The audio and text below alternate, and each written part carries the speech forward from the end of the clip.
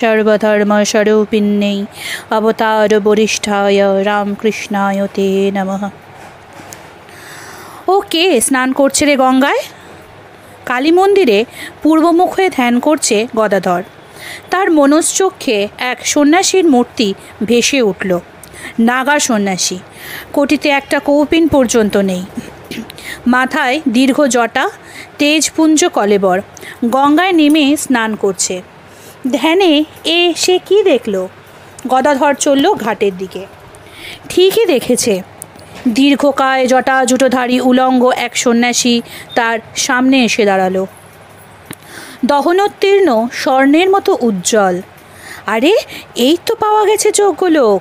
গদাধরকে দেখে উৎফুল্ল হয়ে উঠল সন্ন্যাসী। বললে, সাধন ভজন কিছু করবে? গদাধর তো অবাক। কিসের সাধন ভজন? ভাবাতীত অপরূপ